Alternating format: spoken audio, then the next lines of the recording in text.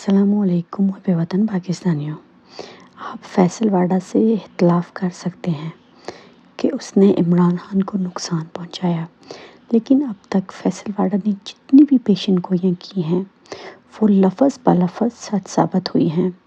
ابھی ریسنٹلی 22 جولائی کو فیصل واڈا نے بہت بڑا انکشاف کیا تھا کہ بیلٹ پیپر سے بلے کا نشان غائب ہوگا۔ نون لیگ تو پورے پلان کو جانتی تھی، لیکن پی ٹی آئی والے اس بات کو ماننے کو تیار ہی نہیں تھے کہ آخر ایسا کیسے ہو سکتا ہے۔ کوئی ایسا قانون نہیں، آئین میں کوئی ایسی شک نہیں کہ پی ٹی آئی سے بلہ چھین لیا جائے۔ تو محب وطن پاکستانیوں، اس نے یہ بھی کہا تھا کہ 29 تاریخ کے بعد جو ہے وہ قاضی فیصلہ سنائے گا۔ تو محب وطن پاکستانیوں، بلہ بھی غائب ہوا اور جو تاریخ اس نے دی تھی قاضی نے اسی تاریخ پر اپنا فیصلہ سنوا کر عمران خان سے بلے کا نشان چھین لیا۔ اس ٹائم پر اس نے پی ٹی آئی کو وارن کرنے کی کوشش کی تھی، لیکن پی ٹی آئی والے اس چال کو سمجھ ہی نہیں سکے، اور اس کے بعد یہ پلان بنایا گیا تھا کہ بلے کا نشان غائب تو کرنا ہے، مگر کیسے؟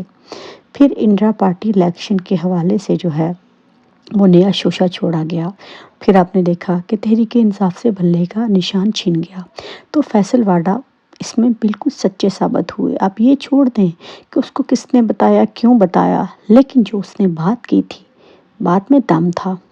اور آج فیصل واڈا جو ہیں وہ اے آر وائی نیوز کے پروگرام میں کاشف عباسی کے ساتھ جو ہے وہ مدعو تھے، اور آج بھی اس نے کہا کہ الیکشن میں نون لیگ کی 80 سے کم سیٹیں ہوں گی، جبکہ آصف علی زرداری کو جو ہے وہ صدارت ملتی نظر آ رہی ہے، اور اس دفعہ بھی پی ڈی ایم 2 جو ہے وہ حکومت بنائی جائے گی۔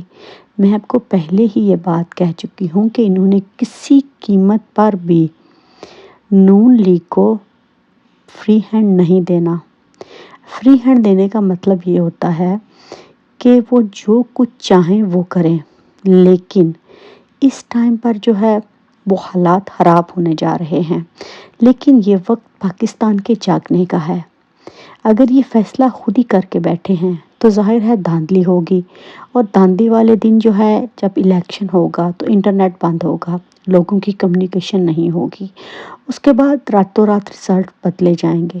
اب تو دن میں سب کچھ ہو رہا ہے، اب رات کی بات باقی ہی نہیں رہی۔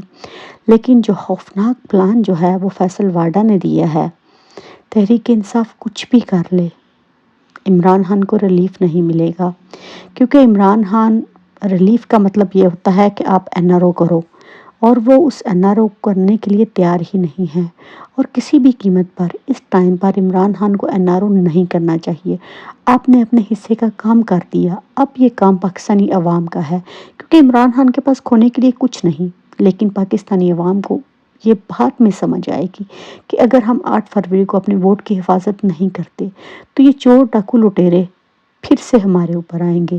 صدر پاکستان کون بننے جا رہا ہے؟ مسٹر 2%، اور وہ کیا کچھ پاکستان کے ساتھ کرے گا مجھے آپ لوگوں کو بتانے کی ضرورت نہیں ہے۔